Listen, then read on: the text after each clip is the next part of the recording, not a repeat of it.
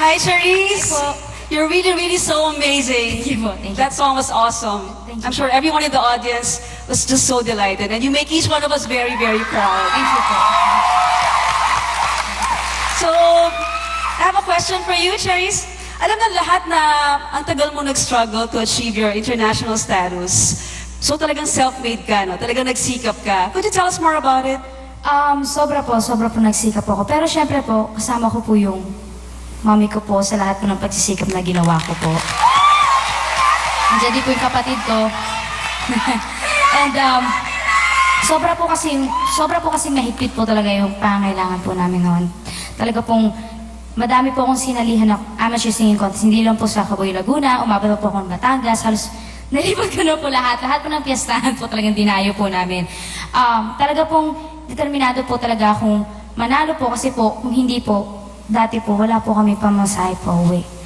Tapos po, nakaranas po kami noon na natalo po kasi ako, so nakitulog po kami sa ibang bahay. Tapos po, buti na lang po, nung nandun po ako, kinabukasan po, meron po ulit singing contest, nanalo po ako, nakauwi po kami. Wow. Kasi po, alam naman po nating lahat na hindi po ako nanalo sa ibang mga malalaking amateur singing contest po dito po sa Philippines. Pero kahit na ganun po, nagkaroon din naman po ako ng mga konting fans that time na talagang pinost po nila yung mga performances ko po noon sa YouTube na yun naman po yung nakita ng South Korea na show po na Star King. Kaya po ako na-invite sa show po nila. Yung mga promotor po na mga nag-upload na yun ng video ko dyan sa YouTube, pakitaas ang kamay. Oh, wag na kayo maya. Sige na.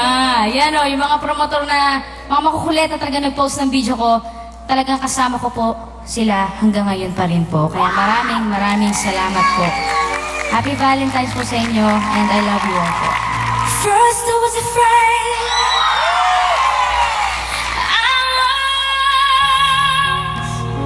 petrified. Can't think that I could never live